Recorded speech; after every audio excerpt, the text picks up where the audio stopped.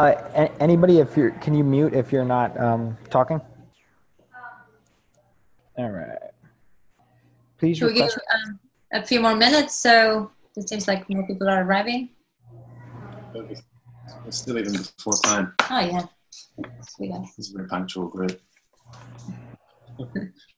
So I just requested that I could record. It should be coming up on the host setting if I'm able to or not. Yeah, I've recorded. I haven't seen any requests. Oh, recording. Okay. Yeah. Okay, cool. So just as a brief introduction, this is a presentation and Q&A with Rich and Nati of the Hum around the concepts of patterns for decentralized organization. I myself, Patrick, got the mandate to kind of operate as the director of communications for our chain.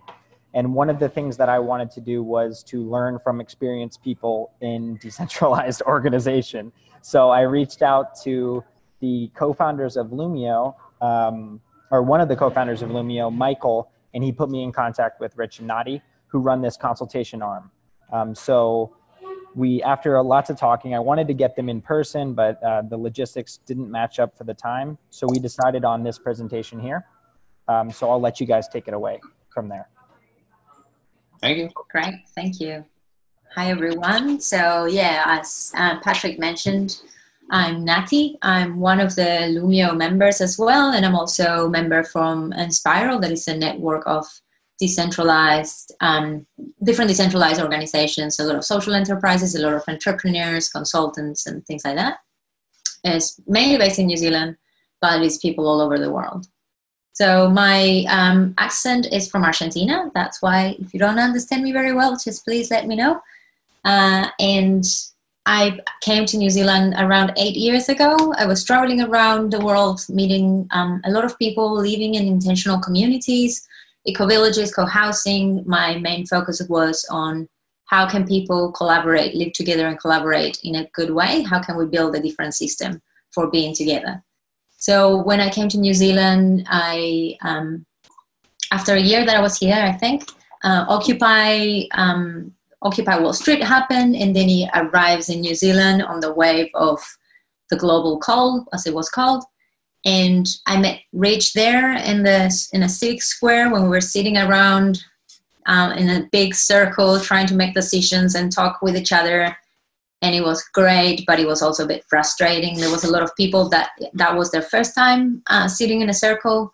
It was a bit more known for me, that environment, but it still was difficult because we didn't know each other. We didn't have much context.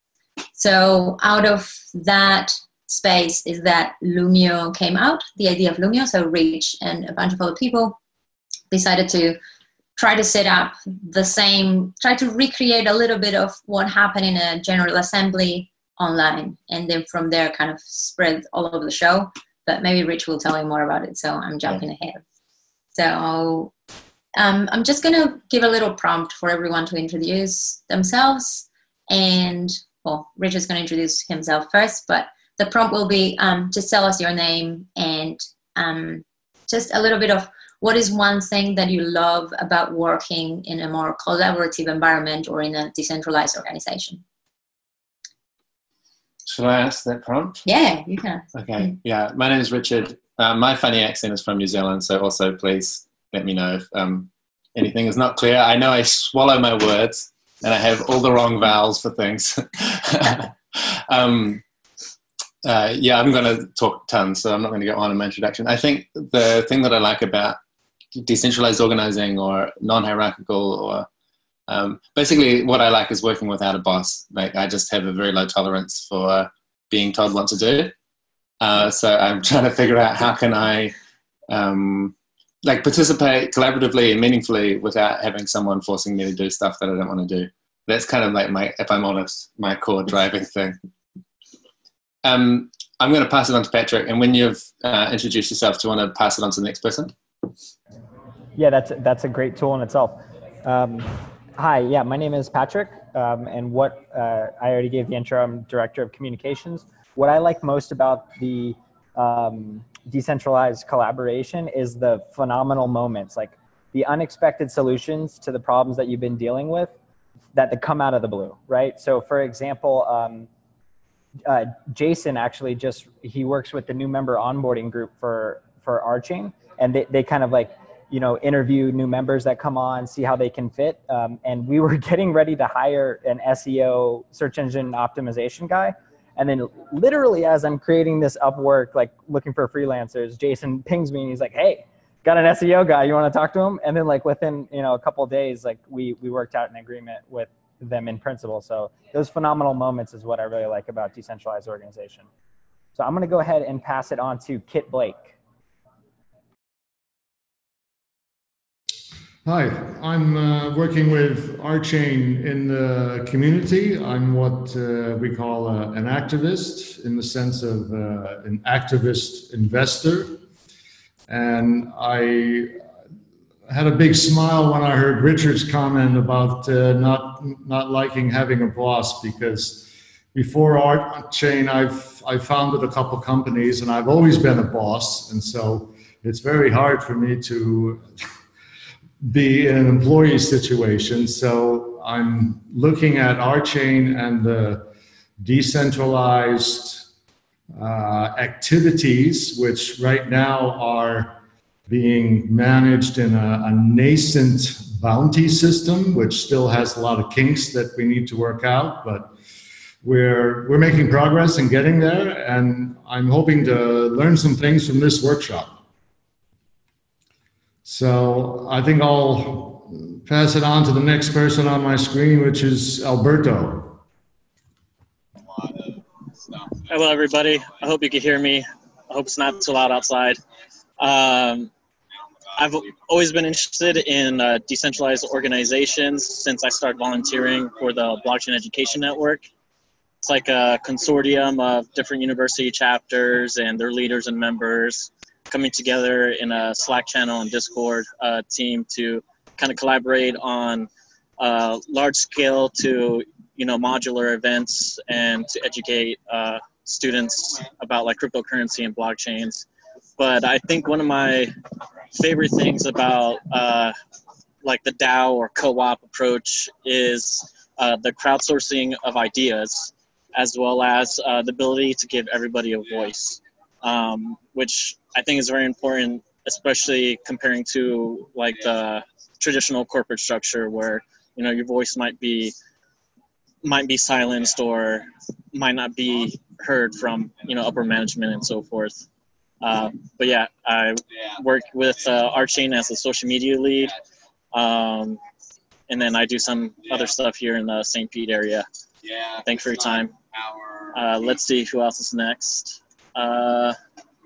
I'll pick Jeremy Beal. Hey, I hope everyone can hear me all right. My name is Jeremy.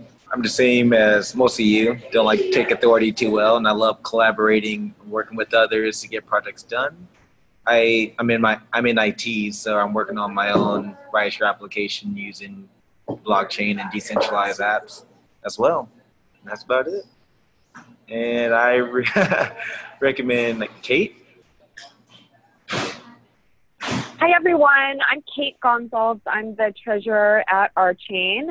I started here with the co-op, I think about 5 or 6 weeks ago, and came from a corporate background. I have worked with startups and appreciate that small setting, but what I really appreciate about Archain is that I feel very empowered in my role. I like the flexibility. I like to collaborate with others on the team from Seattle and all over the country and all over the world. And I really, really appreciate the leadership opportunities that we have at the co-op.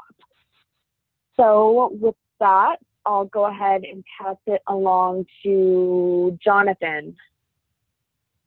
Hi, I'm Jonathan Kochmer. I'm Director of Business Development within Archain Co-op properly. And unlike business development in a traditional setting where it's primarily outward looking, a lot of the work that I'm doing is inward looking and actually helping to develop the business in various ways.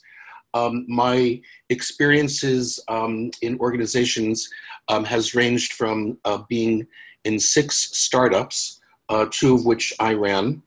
One of which became hugely successful, which was Amazon.com. And in 3 startups, I witnessed being from employee number, well, in all 3 of those startups, I was a very early employee at Amazon number 9. And in all 3 experiences, I noticed that initially we were all acting as a team, and we all kind of just knew what we needed to do autonomously and acted pretty swarm-wise. But with all of the organizations, once we got to about 30 to 50 people, hierarchies became seemingly inexorable and inevitable. And then all sorts of monkey politics, as I call it, or mammal politics started appearing, and productivity fell off.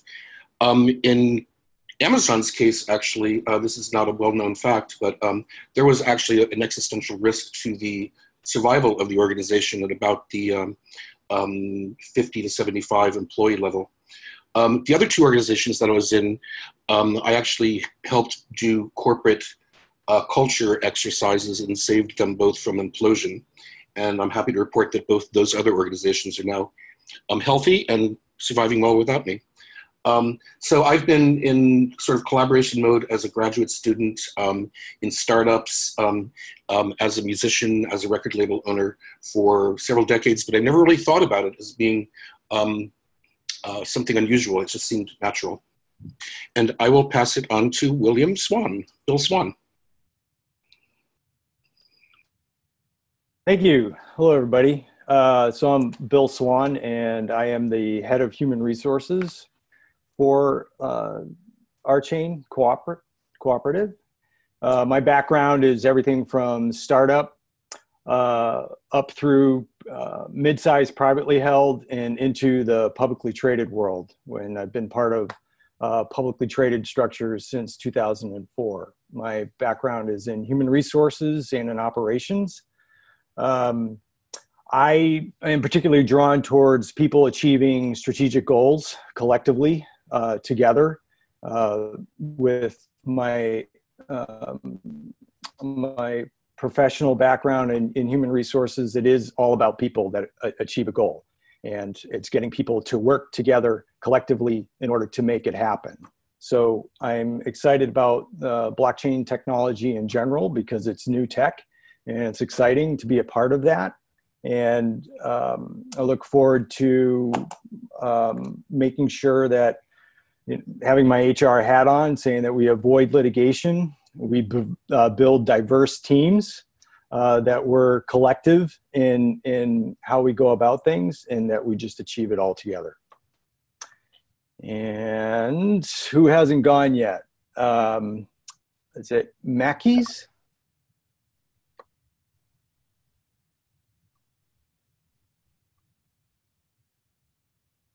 So that's actually pronounced Amakas, if you would like to go. Oh, we can't hear you. Can you hear me now? Awesome, okay. So it's actually pronounced Mackie's, but my name is actually Amaka. Mackie's is a pseudonym. So pretty much my background is in IT, security, around privacy, looking at governance, risk, and compliance. But in my current role, or in all my career, I've always played a liaison kind of role where I connect people, connect resources together. And that's the value that I bring to Archain as the onboarding coordinator, just trying to ensure that we get new members onboarded and also engaged in the co-op, because as we know, in a decentralized organization where there is no hierarchy, sometimes information just tends to be scattered and decentralized, and there should be a point where people can come ask questions and just get started. So the role is actually to help new members to hit the ground running with resources that they need and it's appropriate for them. And that's something we're trying to make sense of at the moment. So what's my favorite part of the decentralized organization? I think with the decentralized organization as against hierarchical or traditional organization is the inclusiveness that we tend to want to create. We say it's supposed to be inclusive, but sometimes in reality it's not. So that's something I think we can strive to be open, inclusive, and just be very warm when new people come on board, and we can all get the benefits of the collective.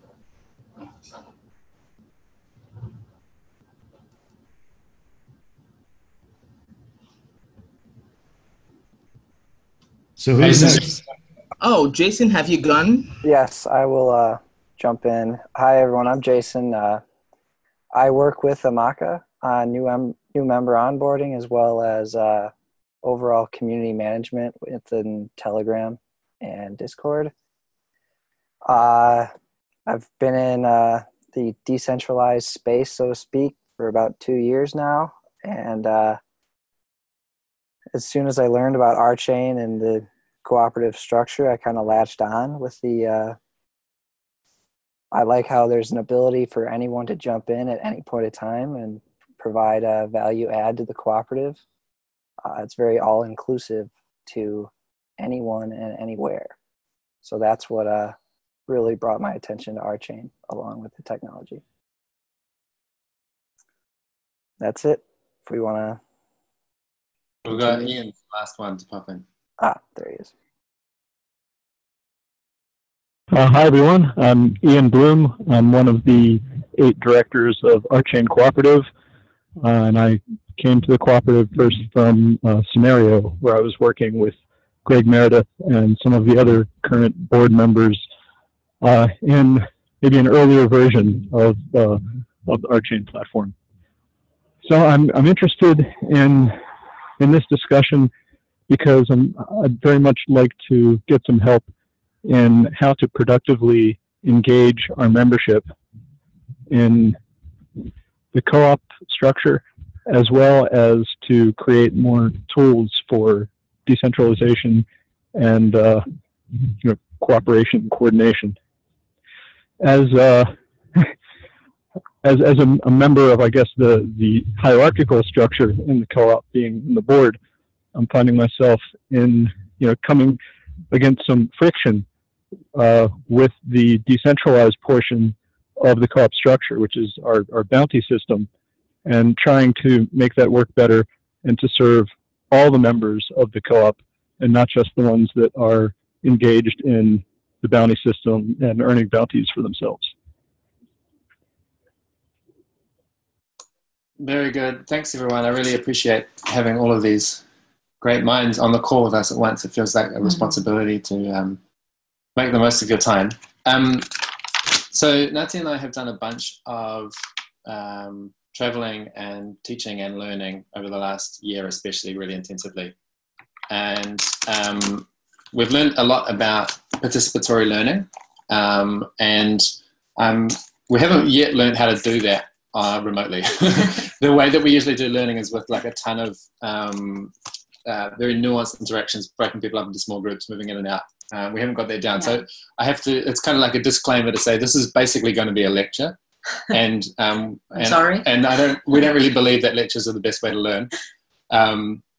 But it might be just the best use of our time given the remote delivery format.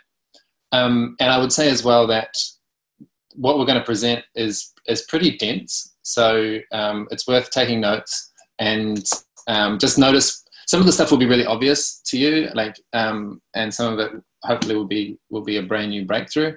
And just take notes along the way, and we'll make as much space as we can at the end for getting into a discussion. But we have got tomorrow as well, where we can go much, much deeper, and especially I always like to sleep on it, so see what comes up tomorrow. So I'm going to crack on. We're going to share a presentation, and well, hopefully I can get my screen to share. I always feel like this is a gamble, but we'll see. Now, especially when I go, can someone give me audio feedback to let me know they can see my screen share? It's still loading. All right. There we go. Oh, I jumped into the middle. Okay, great. That's us.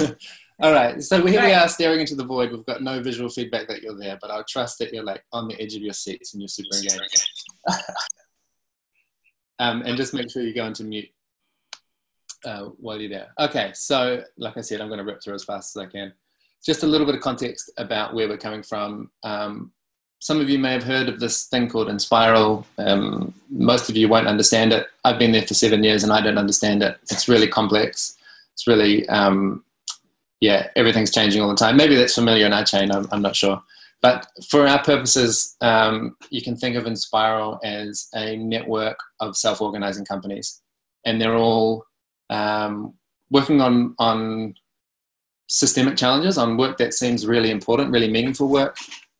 You know, dealing with the food systems or with governance or with politics or money, education, mental health, all these big hard problems that we're working on. And we're doing it in a self-organizing way. So within each little company, people are prototyping new forms of organization. And then between the companies, we share contracts and resources and a brand and people and so on. And so we're developing tools and systems for self-organizing at that scale too. And so my role there has been to cross-pollinate between all these different companies and ventures and projects. And that's where a lot of my examples and my insights come from that experience. If you're looking for the more formal, like how do we actually manage a network of 250 people sharing a brand and sharing money together, our formal guidelines and rules are in the handbook. If you're more interested in hearing stories about it rather than reading rules, then you check out the blog. There's like tons and tons of people writing on that blog, giving you some insights from, especially I like to draw out the real tensions of trying to work in this way. So one of the companies within the Inspiral network is Loomio. And like Nati said, Loomio emerged from our experience in the Occupy movement of both being immensely inspired by sitting in circles and doing consensus decision-making, but also being immensely frustrated when that process just goes on and doesn't achieve any useful outcomes. So being the kind of people we are, we figured, oh, maybe we could improve that process by putting it online and shifting the dynamics out of really breaking the tyranny of time and space so that people can participate in their own time and you're not just limited to who can be there in the room at that moment. So we built this little piece of software just thinking about activists, and then before we knew it, it was all over the world being used in all sorts of different sectors, from city governments to boards of directors and big corporations and cooperatives and all sorts of different people using it. So that software was this kind of unexpected success in a way, but it only reached a certain depth, I should say. Like it only, there's, you know, a few 100,000 people using it and not a few 100 million like I might have dreamed of. And so after a few years of plugging away at that, I really got interested in this question of what do people need beyond just software to really learn how to collaborate well? Like there's more to it than having just the right buttons in just the right place. Like there must be a whole bunch of other stuff. And so that was really the driving motivation last year when Nati and I hit the road and visited a whole ton of different countries. This was our journey last year. And this year is starting to look quite similar, where we've, last year we visited basically any kind of organization or even a network, you know, the more informal groups that don't have an organizational form.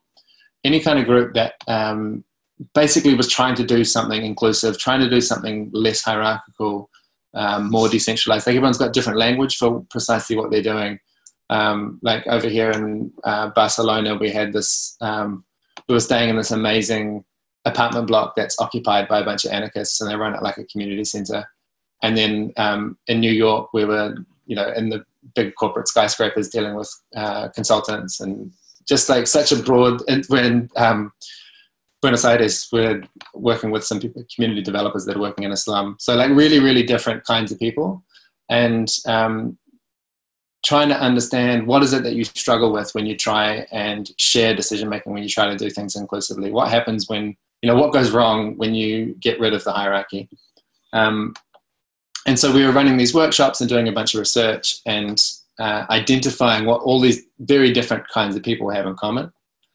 This chart is like the product of one of the pieces of research we did in all the countries we visited, where we just asked all the participants to kind of like in that opening round, what do you like about it? We asked everyone to just throw in some experiences that they'd had of working in more hierarchical situations. What did they like about it and what did they not like about it? And then the same for their experiences in collaboration. And despite all the differences in the groups, we had just such real clear commonality, like especially on the downside of working in a collaborative environment, this slow decisions thing, I think that came out 9-to-1 more popular than all the other problems that people have with collaboration. So it's just like everywhere we go, people are chewing on the same question. Like, it's really nice to feel heard, and the autonomy and the inclusion is awesome, but how come the decision making is so slow? And that's really honed our focus, and we're going to cover some of that. And I guess what I've found in working with all these groups is that there's so much context behind the decision. Like, we've got some decision-making protocols, and we'll share them in a minute, but there's just so much foundation work that needs to be in place for those decision-making protocols to actually work without getting a build-up of resentment or, reduced performance. This is a chart that I like to show some of the different styles of organization. So many of us are familiar with the hierarchy and have this instinct like, oh, I don't want to be in a hierarchy. And some of us have got experience in these consensus groups where you sit in a circle and you have to hash things out, and it's great because you're listening to each other and you get some collective intelligence, but that really, really is slow. More common, I think, is the disorganized version. And in my own experience with Loomio, I think we were just in the disorganized mode for the first year or two, where we would say that we were operating as a swarm, but in actual fact, we had basically 1 or 2 people carrying all the information bottlenecks, and these like weird little factions pulling in different directions and so on. And so like that's not really ideal either. So what we're aiming for is this model we show as decentralized, as in lots of small, very tight pods where within you can have like a high degree of shared context and consensus within your little pod, and you can trust the other pods to handle their business. So that's the form that I have in mind. Final comment before I hand the ropes over. This diagram illustrates what I have in my head when I think about decentralized organizing. So many of us, especially like, when we're dealing with folks in the blockchain space, like many of us have got this ambition for how we'd like to change society, or how we'd like to change the finance industry, or, very massive change that we want to see. And that's, that's when I started with Loomio too. Like, I want to change the way that we do decision making at all scales. But to my way of thinking, the change that we're pursuing at the large scale has to be reflected at the very small scale as well. So like, for instance, if I say I'm upset about patriarchy and I want to do something to get rid of patriarchy out there in the world, I also have to go all the way back down to the bottom of the scale and look at myself and go, how am I complicit in the system? Like, what is the how am I reproducing this patriarchy thing in myself and in my relationships and in our teams? And so this is just to say that there's this work that you can do at the small scale, like in your little teams and in your organization, that I think set you up for doing the really large scale change. So we're really focused in this presentation. We're going to focus at the bottom half of the scale. But the point is that once you've mastered that scale, then the upper scales get a lot easier to deal with. So we've got 10 patterns that we're going to run through. And the patterns are like in the couple of hundred groups that we worked with last year. These are like the frequently asked questions. These are the recurring struggles that people have had when they've tried to get rid of hierarchy. And it's not just bad news. We also couple those with some solutions and like practical, actionable insights. So this is where we get dense and where we go fast. Nati's going to do the top row. I'll do the second row. Yeah. Go for it. Okay. So let me sit here. Disclaimer, I do get nervous every time I do a presentation. Believe it or not, I've done millions, but I still get nervous. So forgive me about that. I have my cheat sheet notes, so I'll be fine. So we're going to start on that lower end of the scale, that is the self. So when I think about groups, I think about a collection of individuals, but I also think about a collection of relationships. So how do we behave with each other? How do we treat each other in a group? what are those interpersonal skills that we bring when we collaborate.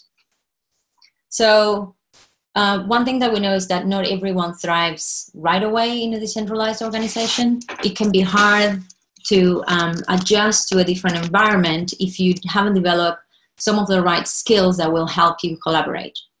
So to name just a few of those, because this is a long list and it's kind of like an open-ended list that we have. So I think that self-awareness and self-reflection are at the base of this, right? So it's important to be able to be aware and reflective to my own patterns of behavior in order to be able to change them. So if I don't have that, I won't be able to learn other things. And then things like empathy, understanding how the other people feels, or openness, to be open to new ideas and to challenges and to new people coming in and out. And good communication skills that are things like active listening and expressing clearly what I need and what I feel, and giving and receiving feedback properly.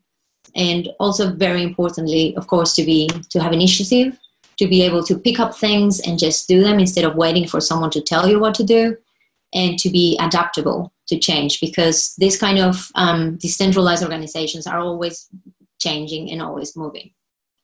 So the good news is that if you think that you don't have some of these skills, you can learn them. So what we know about learning is that we all learn by mimicking other people's behaviors. So this means that we teach each other by modeling ways of being and doing. So this is especially important for people in the group that holds more influence or status, because research shows that we especially want to mimic the behaviors of people that we look up to or that we see as successful.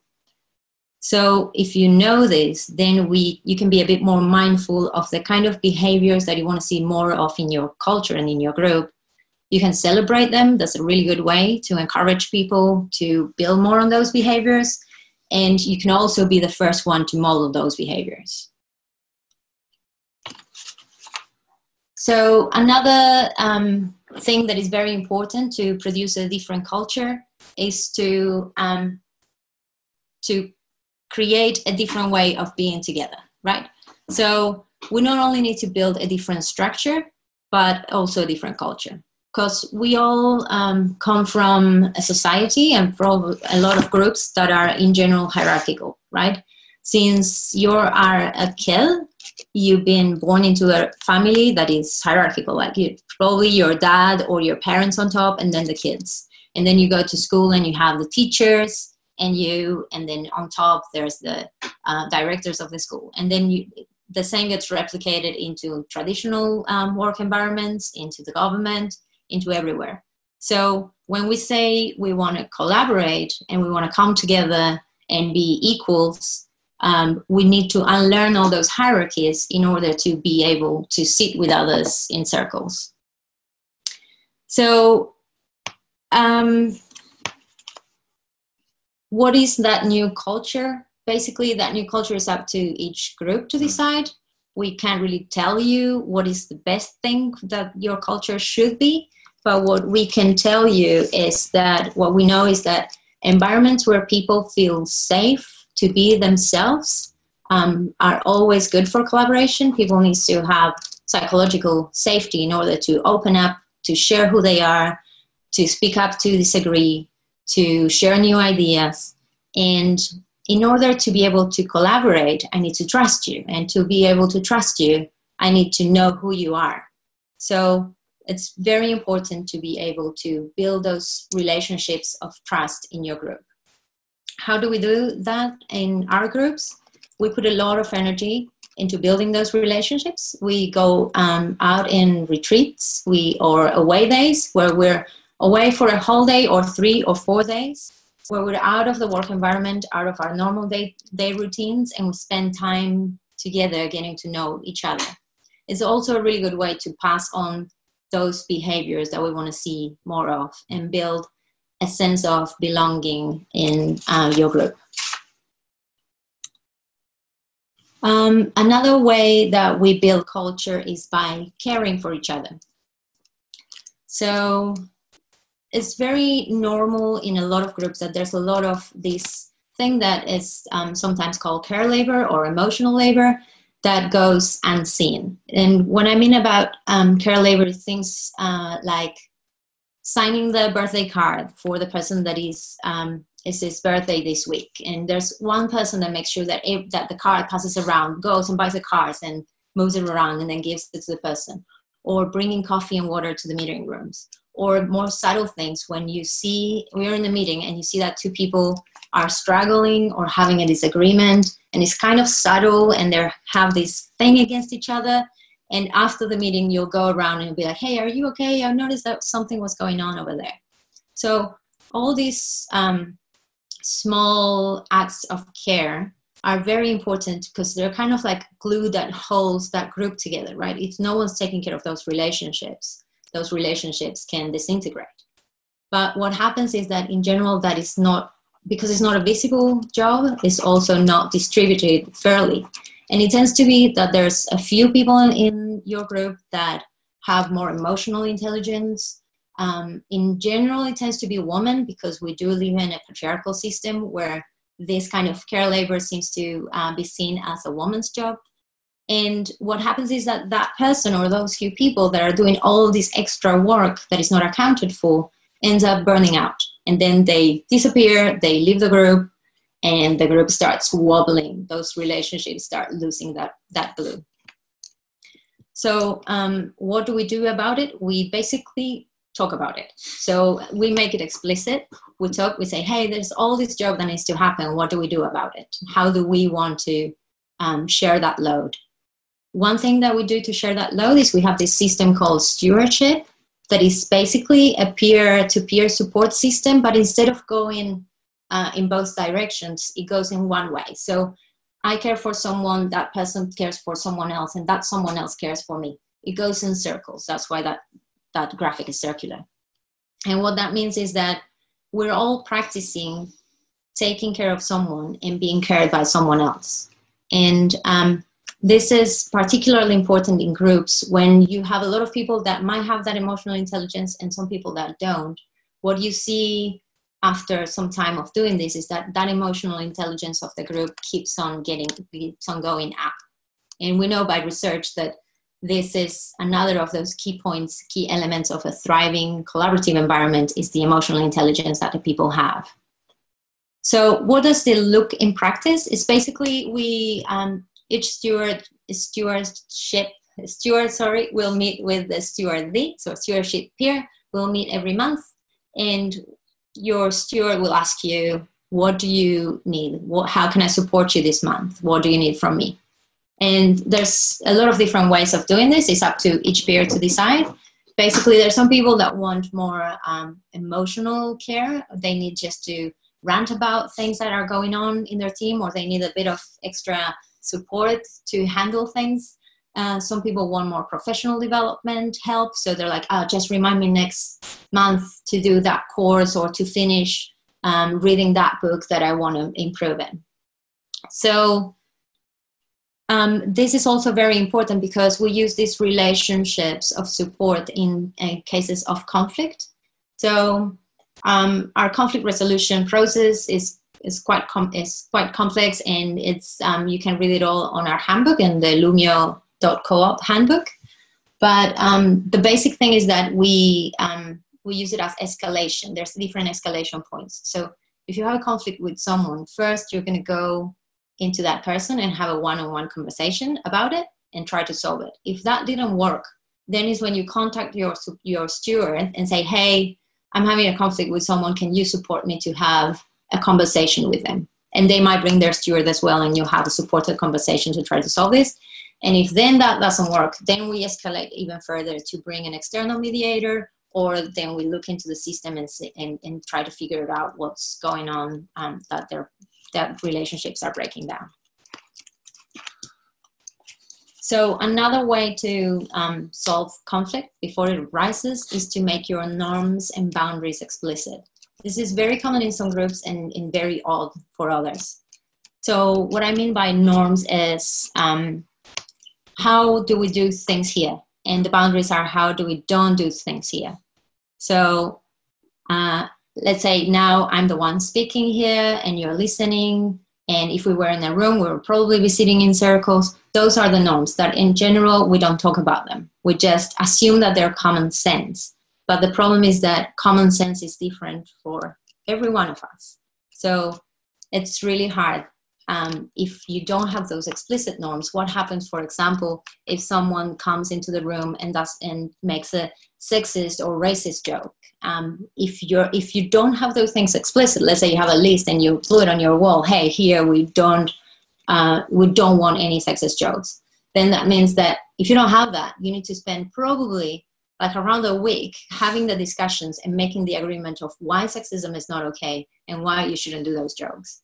Well, if you have it on the wall, then when it's a new person comes in, they didn't know, it's like a slightly sexist remark for them, and you're like, hey, no, we don't do that here. It's much easier to solve it in advance. All those norms, boundaries are basically guidelines that will help when a new person joins the group for them to have a better buy-in. So do I want to be a part of this group? What is the culture of this group? How do they do things here? Not only a buy-in, but also to find their way around it when they just arrive. It's ideal to set them out collectively. So you set up with your group and say, hey, how do we want to do things here?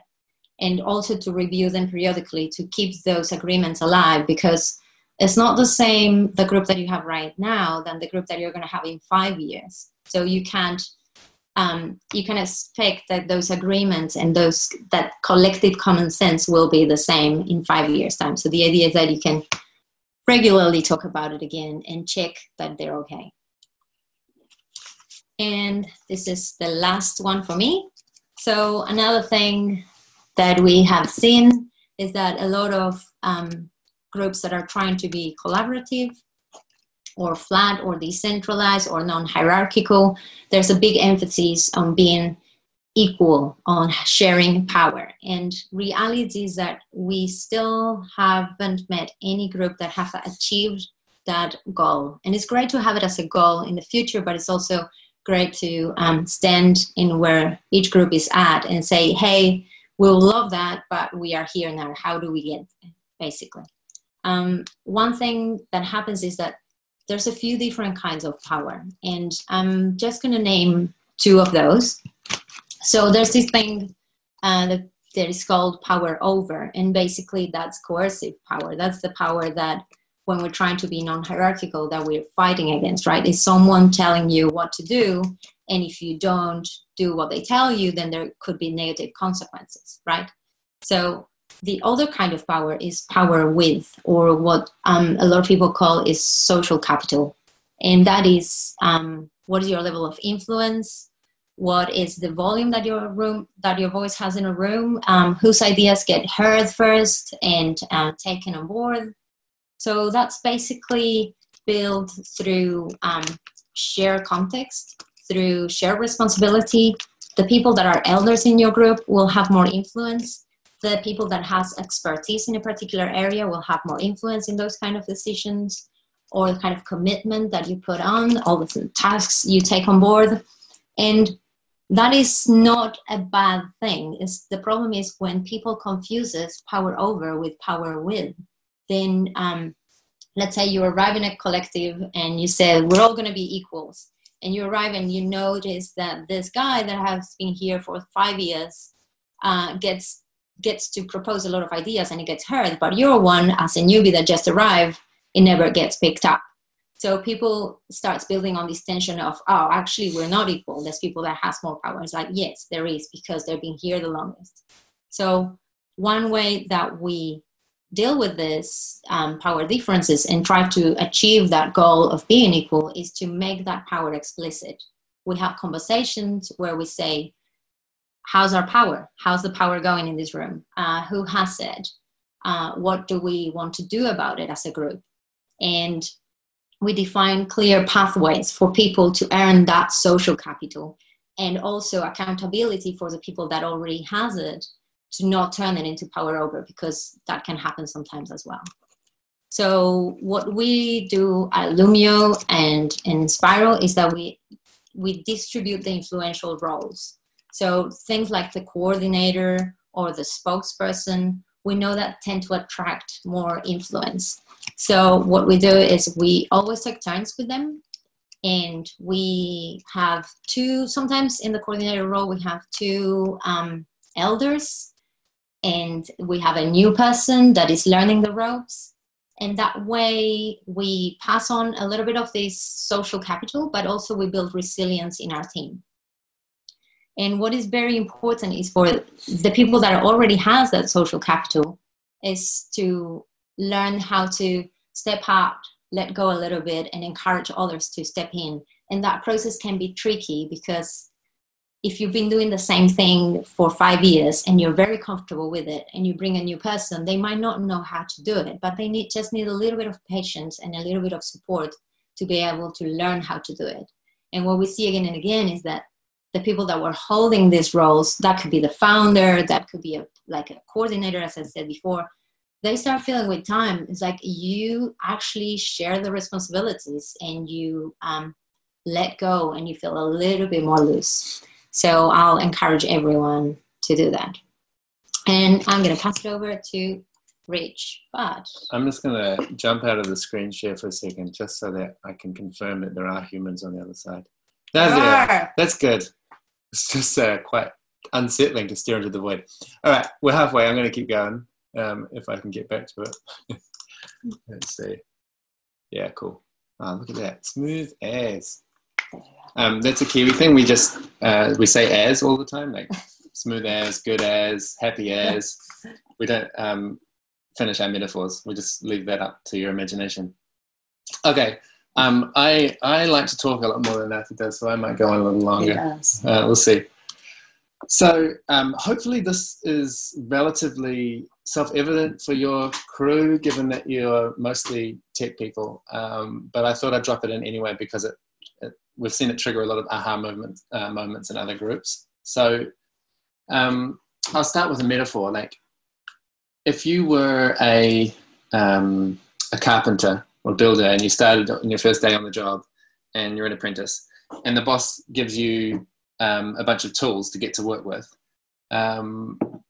it's pretty easy to understand what those tools are for. Like if you have a hammer, it's really obvious that a hammer is for hitting things because it's heavy. Or if you have a saw, it's obvious that it's for cutting things because it's sharp. Now the issue is, now that we're not physical builders, but we're working in the knowledge realm, in the virtual realm, the tools that we use are not self-evident. Like what they're for is not self-evident. And so the result of that is everyone has got a different picture in their head of what each tool is for. So like you might be looking at Discord, well, you might be looking at Discord or Facebook or email or Loomio or Telegram or whatever your different tools are.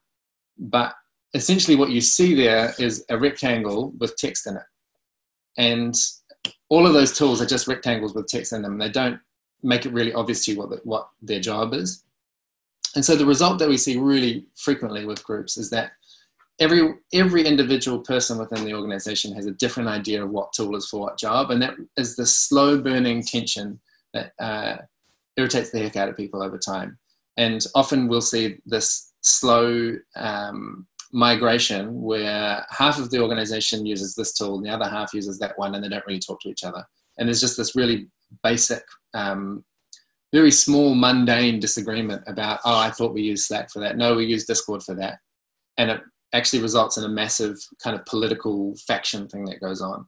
So one of the first processes we'll do when we're working with a new group is to make a map together of, these are our comms tools. This is what each tool is for. Like, this is the tool for the job. And we start with this Trinity idea, which is, it actually came out of, really the early days of the web, where you had digital communities forming for the first time and trying to understand, like, how do we be a community in a digital world? And essentially these communities settled on 3 distinct platforms for 3 distinct jobs. And we've just seen that Trinity keeps reproducing over and over again into the modern age. So there's something good about it. Essentially, you have one space for real-time communication. So whatever your chat room is, whether that's Slack, Telegram, WhatsApp, Discord. The idea being that it's informal, you're expecting rapid feedback, you're not expecting everyone to be paying attention all the time. The information that you put in that real time in that chat channel, like it mostly only makes sense now, and it doesn't form a good record. Like it's not an archive that you refer back to very often. It's just like a stream. It's like a feed, if you think about it as a feed. And you compare that to the asynchronous space. And in the old days, this would have been a listserv with a lot of emails going around. Any kind of forum fits into this category as well. Loomio fits into this category. And the major difference, instead of looking at a feed, you're looking at an index, right? You've got a list of specific discussions, and each discussion is about a specific topic. And just that shift alone, like from our messages are organized around time to our messages are organized around topic, that immediately shifts you into a much more coherent and lasting form of communication that you can refer back to. So they're two different jobs, you know? So like if you want to get some quick feedback on what's happening in the market right now, or what do you think about this cool design, or who wants to come to lunch with me, like all of that stuff makes sense in the chat room. Whereas, what should be our insurance policy, or I'm thinking about hiring this new person, that kind of communication is the kind of thing where you want to make space to hear from all the voices that you need to hear from. You want to have a well thought through deliberative process that gets to a distinct and obvious and clear conclusion. And it's just so much easier to do that in an asynchronous space. And that's where the Loomio, that's where Loomio fits in the stack, is for those slower deliberative conversations. And then the final part of the Trinity is your static, or realistically a semi-static place where you're having basically your frequently asked questions, your wiki, your docs, your whatever. Some people have a physical handbook. And those are just three, and obviously in any real group you wind up having many more than just 3 tools, but at very least as part of the onboarding process, when we're bringing new people in, we'd start by explaining this, like, hey, there's a kind of communication that works right now, and there's another kind of communication which runs a bit slower. And then there's the slowest one, which is in the handbook. And just that helps people, a lot of people settle like, oh, okay, so all these glowing rectangles with text in them, I at least can understand 3 of them.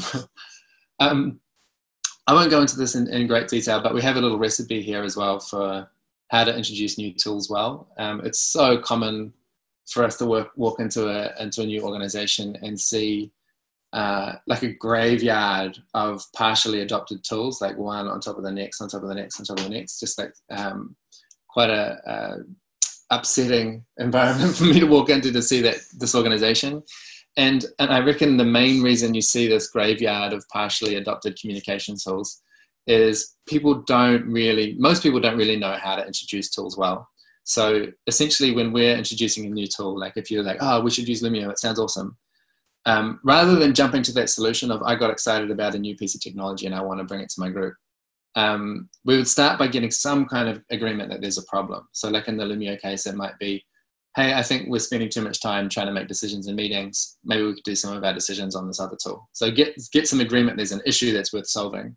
And then you run an experiment. So how about we run our hiring decisions on Loomio for 2 months and then we review. You know, like you actually have to put a little packaging around what that experiment is. And the important part, the most important part, is that there is that review point at the end. You know, so that you've supported people to try a new process, you've worked out the kinks, and then you stopped and you said, hey, did this make the problem better or worse? Do we need another tool? Do we need more training? Do we need a different process? But just making that learning process really explicit, that there's actually a moment where you stop and reflect and go, is this better or worse? Makes it less likely that you'll just add another tool to your communications graveyard. So this is the, well, hopefully the only jargon I use, asynchronous. The very mundane, but also I think profound breakthrough of Loomio is the idea that you can make decisions asynchronously. So asynchronous, I'm thinking basically just that people can participate in their own time. So right now, being on this call, we have synchronized. We had to get an event into our calendar. We had to check people's availability and sync it up. Whereas with an asynchronous, anyone can just chip in when they've got their time to participate. And for the longest time, even well into the digital age, people have made almost all of their group decisions in meetings. Like, the more important the decision, the bigger the meeting. You know, we'll have a board meeting, we'll get all the important people there, and we'll spend an afternoon really putting all of our energy into trying to make this important decision. And the proposition with Loomio is that actually a lot of the times decisions are actually better with more space than you can possibly get in a meeting. So we, within our teams, actually, I describe it like a choreographer. We move in and out like a dance between the in-person, face-to-face, real-time meeting space, and then the digital asynchronous Loomio decision-making space. We use our meetings for connection and making meaning, and then we use the Loomio space for making the final decision. I'll give you a quick example. We'll go into more detail on this tomorrow as it actually gets into looking like what is a process that we might do with our chain. But a really little example, like in our co-op, in the Loomio co-op, we also have a board, and the board meeting will start in the digital space, where the chair of the board will start a new Loomio thread that says, you know, August board meeting, and open up first a poll saying, what are the discussion items that we need to have on our agenda? So everyone gets a chance to, you know, shape what the meeting's going to be. And then a few days before the meeting, they'll put up another, what in Loomio it's called a check, which is just tick this box once you have read all of the required information before you get to this meeting. So you're seeing everyone's responses. So there's this subtle peer pressure there to arrive at the meeting prepared to go. So that already is like, well, a breakthrough for some groups. Then you get to the meeting and you've got all your people there and everyone's prepared and everyone knows what they're talking about and they've got the data they need. And we have the discussions, and some of the decisions we can just make there. It's obvious, we've got the information we need, we've considered the options, it's time to make a call. But in my experience, more often than not, the important decisions actually take longer than you can squeeze into a meeting. The number of times I've been in a board meeting where it's like we spent 70% of our time dealing with the kind of boring functional stuff. And then we've got this last little period at the end of the meeting, we've got like 20 minutes left, and then suddenly all the really important stuff about our strategy and our finances and partnerships we're all suddenly run out of time. So in the Loomio case, once we hit a discussion like that where we realize, wow, this is super important, we need to hear from more people, I need more information, et cetera, we would take that decision out of the meeting and put it into Loomio and say, Nati, this is your job. Can you make sure we make a decision in the next week about this strategy or about this new hire or whatever the process is that we're going for? So it just opens up more space, and it opens up a kind of participation that's quite different, you know. So you'll hear from some people in a real-time meeting space, and you'll hear from other people in the digital asynchronous space. And it's good to have both, you know, like that people have options to contribute and participate in the way that they want to. This is the hard point, the core, the sharp edge of the knife, I guess, about decisions is like, what protocol are you going to use for your decision making, and whether that's majority rules or consensus and so on. And in the groups that we work with, we find that people actually in practice use a lot of different decision making protocols, but it's rare to have those well defined. There's this kind of informal consensus about like, sometimes I'll make a decision based on my own initiative, and other times I'll check in with people. Sometimes it feels like we need consensus, but there's not a really people don't have a shared language about what different decision tools there are, and no real clear guidance about like, when am I supposed to use which kind of tool. So these 4 protocols that I've listed here, they've just really helped me. It's not, you could make a more detailed list of different ways of making decisions, but these 4 really help for me. And within our teams that we work with, we use these 4 all the time. So essentially the mandate, right? So if I've got a mandate to make purchases up to $50,000, then I just get the information, I make the decision. And it's my mandate, so I make the decision, and I'll happily respond to any questions that you have about that decision, but it's on me, it's my responsibility. Slightly more involved, slightly more collaborative from that is what they call the advice process. This has really gotten a lot of press lately, the advice process, and it's quite simple. It's the way that it's usually framed is like anyone can make a decision so long as they are going to take responsibility for the outcome. That's really important, the responsibility going with the decision. And also if they first seek the advice of anyone that's going to be affected or anyone that has expertise on the matter.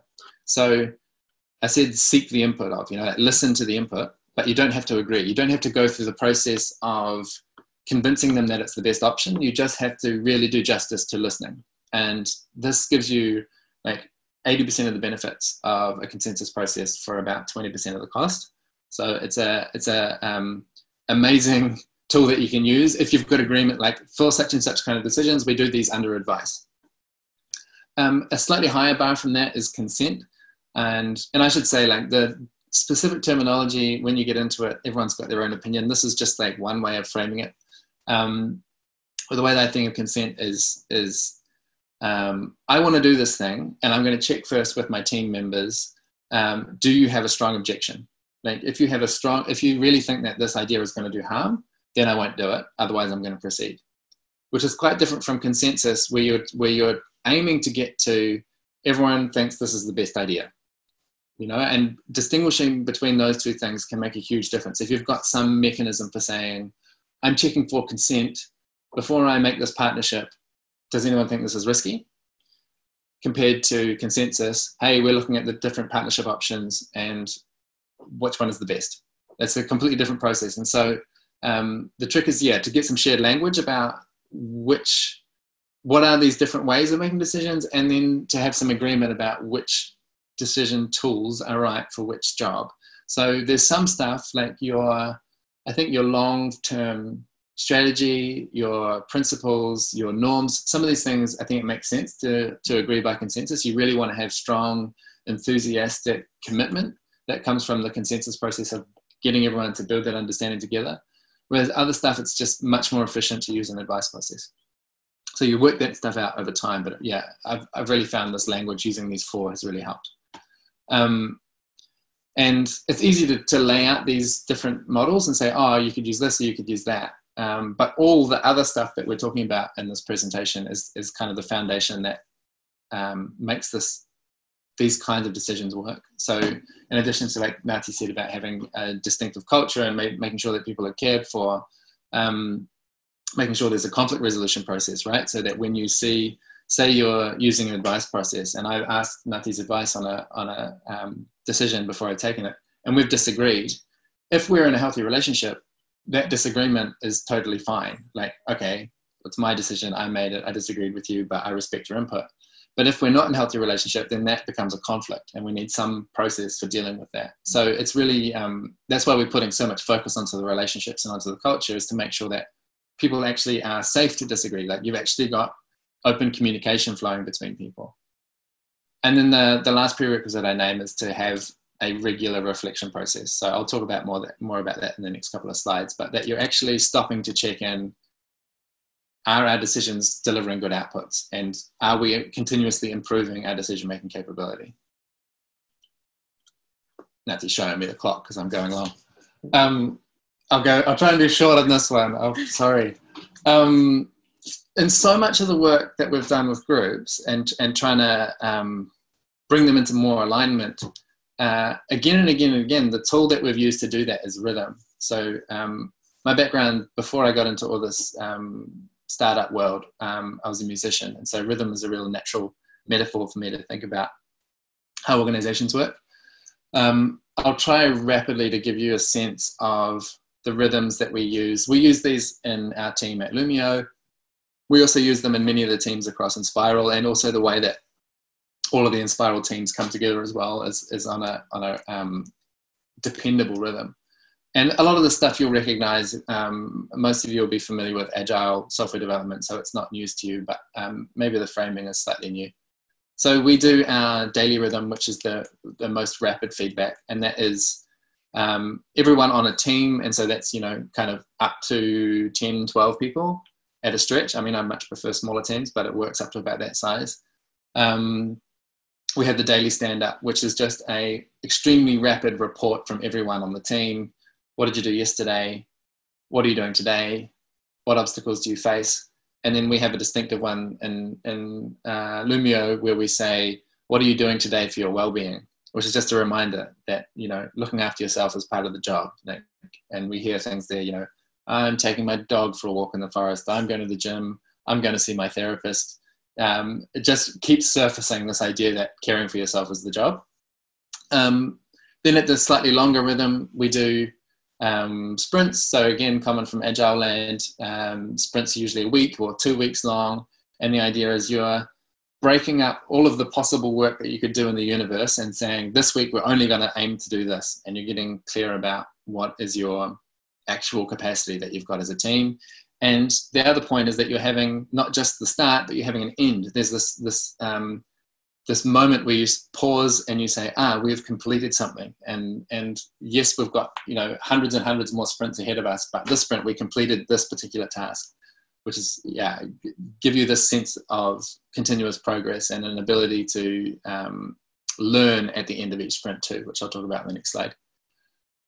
Those sprints for us are, we've experimented with 1 week or 2 weeks, but we're not just like starting each week fresh and going like, oh, what should we work on this week? We're sitting inside of a longer rhythm. So in our case, we have a quarterly objective setting process.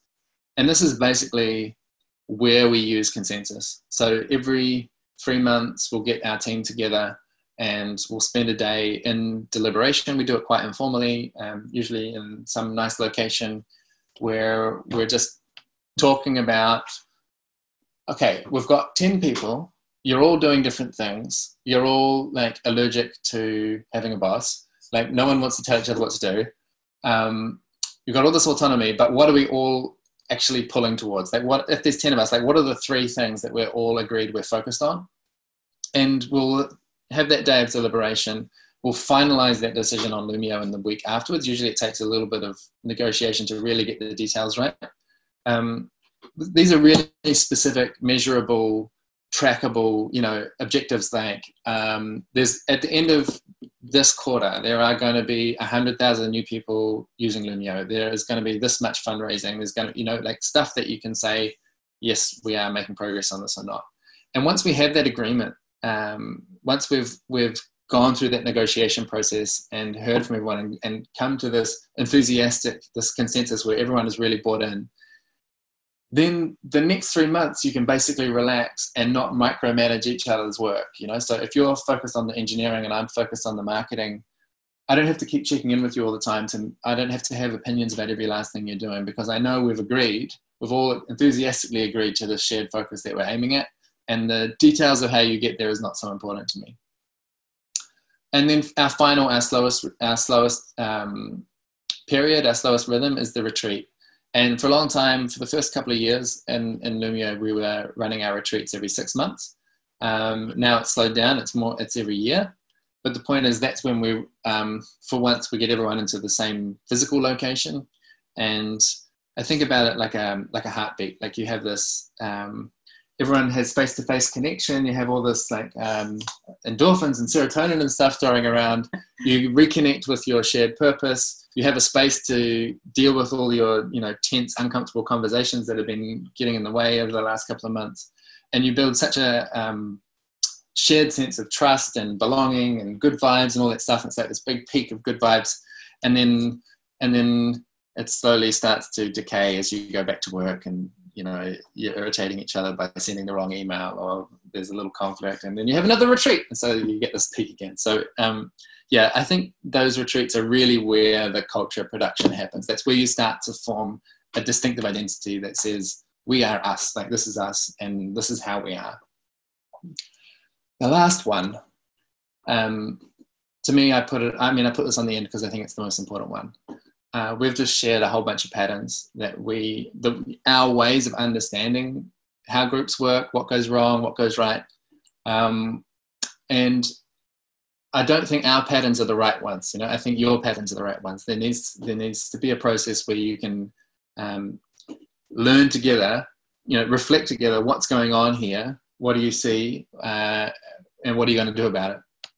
So again, this comes from Agile land. We have done, we've cherry picked all the best out of Agile, and the retrospective for me is the number one best thing, which is, I'm sure many of you are familiar with it. The idea is you just stop. That's important. So we do this at the end of our sprint. So at the end of our week-long sprint, we'll stop and look back and go, so what was good, what was bad, and what are we going to do differently? So that's there's lots of different formats for running a retrospective, but basically that's the trio that we use. What was good? Let's do more of that. If this worked for everyone, let's notice that and make that part of our shared understanding that was a good process. We'll do that again. And what was bad? What irritated you? When did you lose energy? When did you get frustrated? What felt like a waste of time? All that sort of thing. And once you've got those names, the goods and the bads, then you can agree together, well, what's something we're going to change? And this has been my experience with these organizations, is they're in a continuous state of change. And when things are changing all around you, that can be really chaotic and disorienting. Whereas if you've got the right process, like if you've got your transparency, if you're making your norms explicit, if you've got an explicit protocol for making decisions and so on, if there is this kind of clarity in organization going on, and you're running these continuous reflection processes, then your change, the way your organization is changing every week or every month, whatever your frequency is, it's not disorienting, it's learning, it's growing, it feels organic. It's like, wow, we notice when things don't work and we change them and we do something different. So often the sign of a group that's really having a hard time is that they can't try new things. There's this real tension and kind of knotted up thing where people are not ready to try a new thing. And having a recurring process where you can count on, we're going to have another retrospective next week or next month, it really loosens people up to try something, because they know, well, we'll try this tool out, or we'll try this new process out, we'll try this new decision-making system. And if it doesn't work, well, we've got another retrospective in a month, and we can go, hey, that was bad, let's change it. So that feels like a lot of talking. I definitely went way longer than Nati. We've got 20 minutes left on the clock. Oh, I'm going to pause. Stay a bit longer as well. And I would love to hear what's popping for you folks. Is there any questions? Any questions? Any things that jumped out as like, that's the thing that we needed to do, and we forgot about it? I'll go first. I loved a lot of what you said. I felt like I was just over the course of my career, I've been in a lot of seminars for human resources and operations and such. And so this was very attuned to some of the better conferences that I've been in, where we've collaborated and talked about these kinds of issues throughout all kinds of different types of organizations. You can imagine, probably you get a bunch of human resource people together, and they have a lot of stories to share. And this morning, I spent all morning at one this morning, and so next to a couple of consultants, and we had that exact kind of exchange that went on. In your beginning part, where you're showing your slides of the positives and the negatives, I've only been on board here for 5 weeks, but the words of being disorganized and unfocused, those absolutely stood out for me in a big way in terms of coming in new and the experiences that I have had. The part about the tools and having common tools, I've had to pick up 2 new email accounts, get into Google Suite, learn Discord. Yesterday, Zoom and Signal are also other tools that we're all using. So each day it's kind of there's not really an order as to, okay, where do I start? I have to decide that for myself, because there's not an established channel to say, okay, you're new, this is how you use these tools, and this is the best means of going about it. You kind of have to figure it out on your own, and then determine, okay, what's going to work for me in terms of the work that I have to accomplish. And then there's because of that, some of the disorganization and such, there's holes. Like just this morning, I was on Facebook and I was going to update my my employment status finally and tell people what I was doing. But when I pulled up Archain, I say, oh, there's Archain Italy, there's Archain Greece, there's, you know, it's like, okay, these haven't been part of conversations that I've been involved with. So who are these groups? But I'm not surprised in a way because, you know, it doesn't seem that that's necessarily being managed, but that people within the community, okay, I don't want to have a boss. I don't want to be managed. I'm going to do my own thing. And so, you know, you've got people within the community going out and creating their own thing. But, you know, I get concerned, okay, what does that do for the brand? If the brand doesn't have continuity and the brand's not, you know, protecting itself and such, right? And those are things to work out. So anyway, I give you 2 thumbs up on all of what you presented, and I look forward to more. Thanks for that. I'll really quickly share my screen again and show you a tool that we use in Inspiral, because we have tons of different, we use tons of different comms platforms. This is a tool called Kumu, which is a mapping tool. And we made this map to help with onboarding. And so the idea is we've got all of our primary tools, and they're actually the largest ones are the ones we say pay most attention. Like if you just pay attention to the newsletter, then you'll kind of keep up with everything important. And whereas, yeah, you don't have to pay so much attention to Facebook, for instance. And it's interactive. So like you can click and it gives you a description like, Loomio, it's for deliberation and decision making. Oh, right, okay. And it gives you a little bit of guidelines about how to use it and who to talk to and so on. So as an onboarding tool, we found this really, really helpful. Kumu is Kumu. Who else was popping with something? Yeah, and thanks for all that, Bill, and thank you guys. You're right, it was deep. I'm gonna have to go back a couple of times and just to think how it explicitly applies. But that Kumu could be applied to, like, for example, we're trying to build out working groups to distribute, like that type of thing. That could be used to model the working groups. So like, let's say we get a new member on board and they're like, hey, I'm a developer and I want to work on, you know, consensus protocol. They can click and go, boom, there it is. There's the Discord. There's the tools that associate with that. So that in itself is sick. I have I don't want to get too specific on this call, but a couple, like a little bit more general questions would be, so you said reminders build habits. How do you remind people? Like, is that the steward doing it? Like, what is the reminder process? Yeah, I can tell you about that one. So basically, specifically for tools, but in general for behavior, this is true. Like if you have a person, if it's for behavior, you can have your steward as a reminder, or you can just have people that, like, we all agree that this is the way that we want to communicate, for example. Then you have everyone's like, hey, just so you know, like, remember we made a decision that we're going to use this particular tool to make decisions. We say we're going to use Loomio. So just maybe move this discussion from Slack or whatever tool you used into Loomio.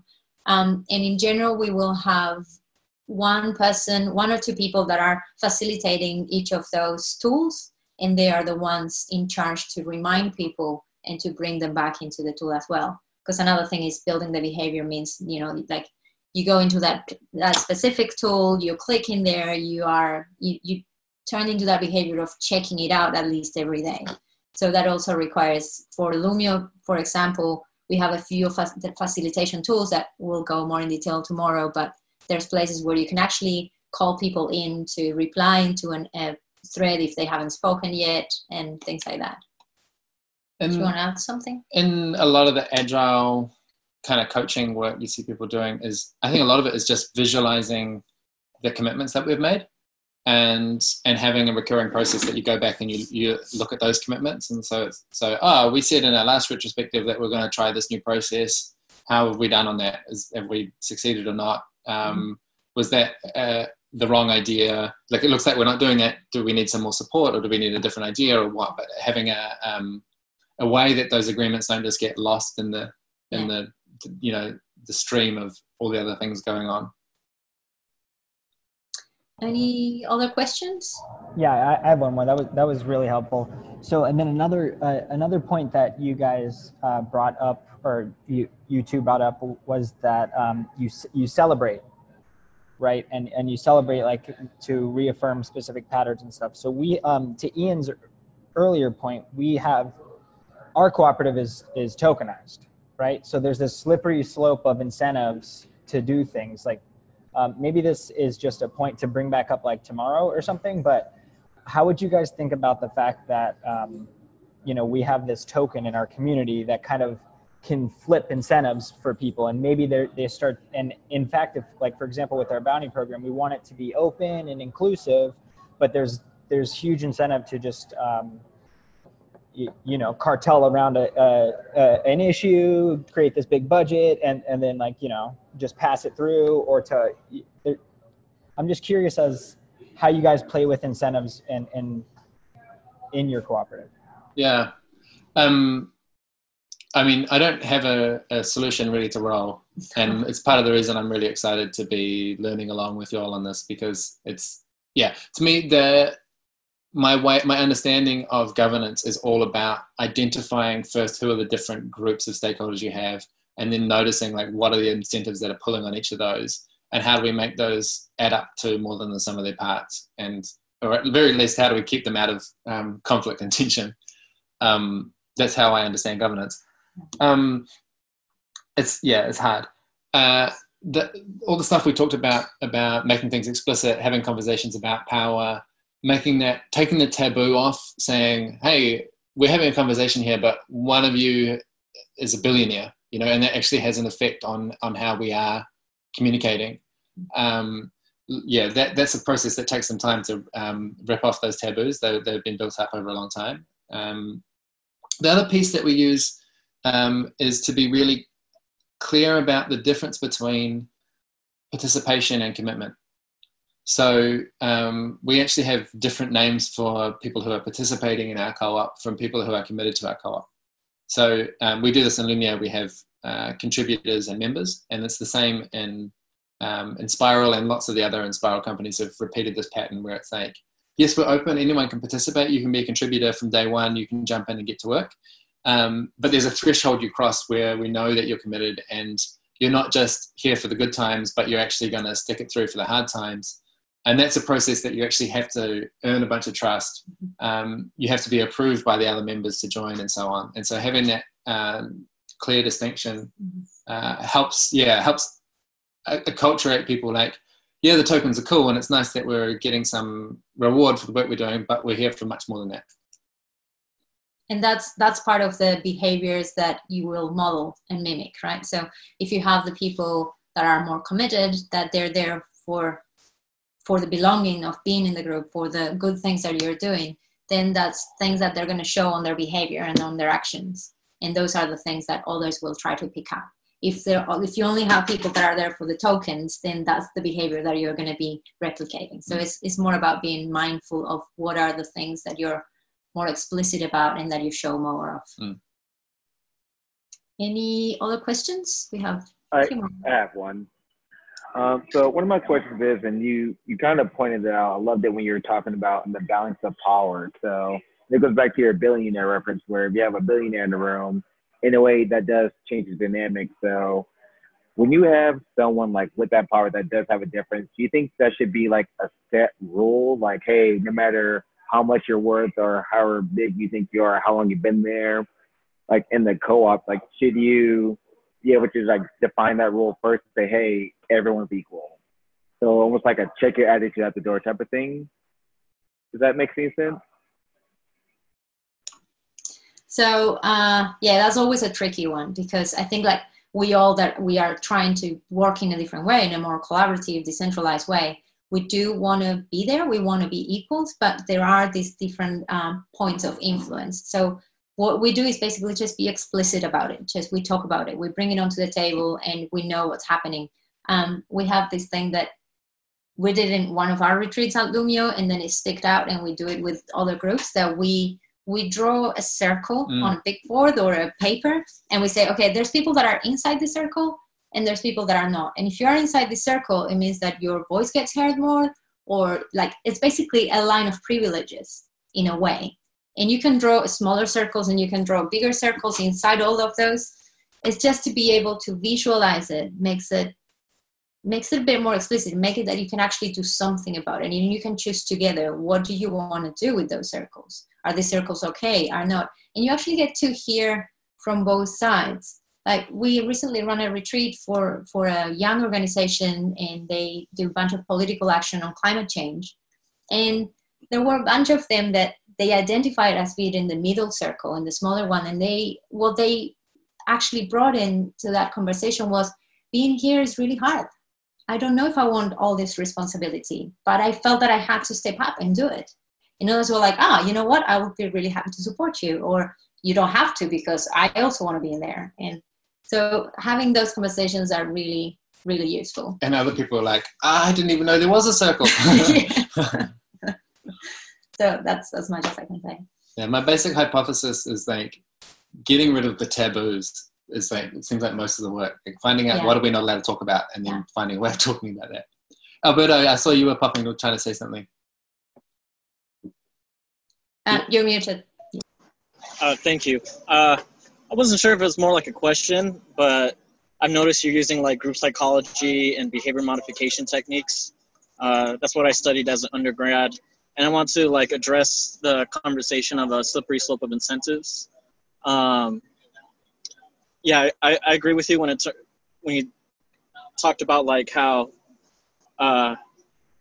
this perception of like garnering tokens becomes like the main motivator, but there's still like other forms of rewarding behavior aside from like the monetary. And you brought up like fantastic points about like celebrating like an accomplishment, even the ability just to feel part of an organization really solves like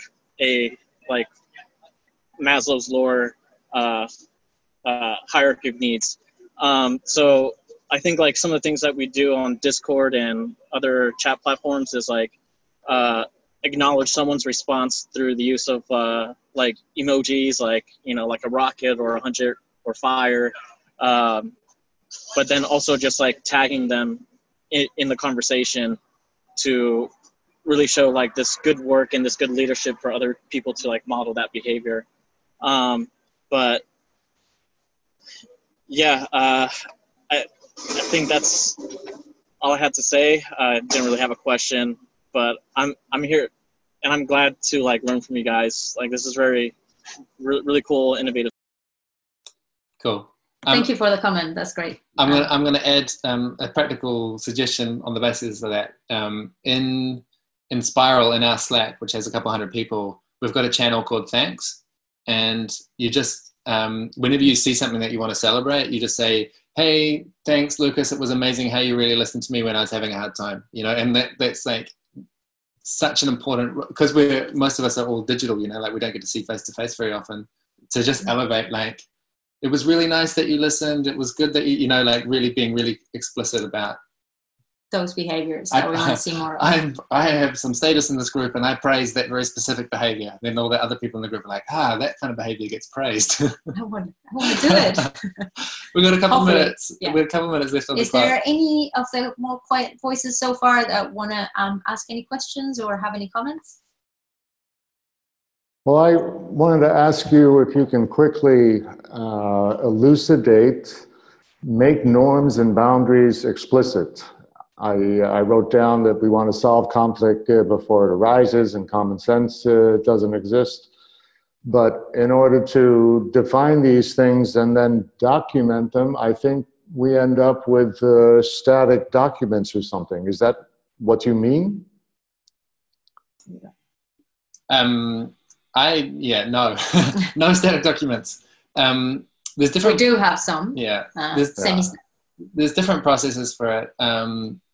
There's one I really like. I can send through a link to it to specifically lay out how the process works. But there's a thing called the Community Mastery Board, and it's a way for anyone to notice what's going on and say, "Hey, I think we should do something about this." Like whether it's a good thing that they want more visibility on it, or it's a bad thing they want to address.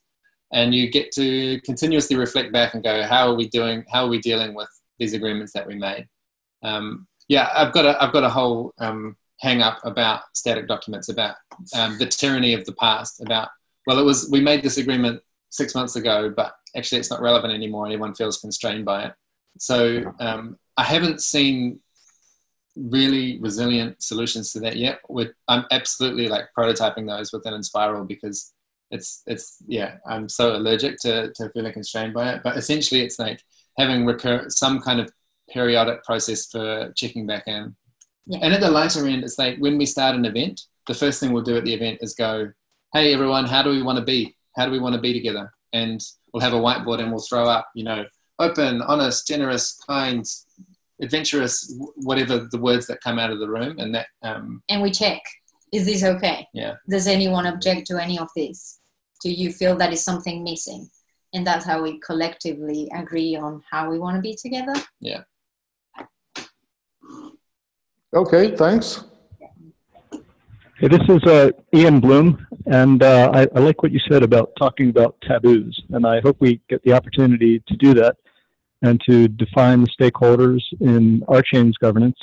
And I especially like what you're saying about members and contributors, because all of this is quite relevant to the issues we're dealing with in our chain.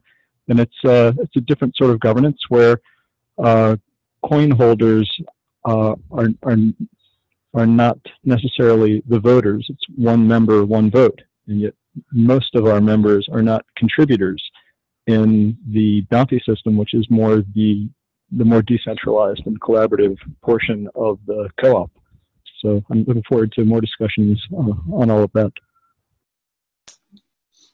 Yeah, I'm happy to go in depth on that tomorrow if that's where we want to go. There's a couple of models that I can share that I think help, not just the contributor member thing. Is there any final question? And we're on time.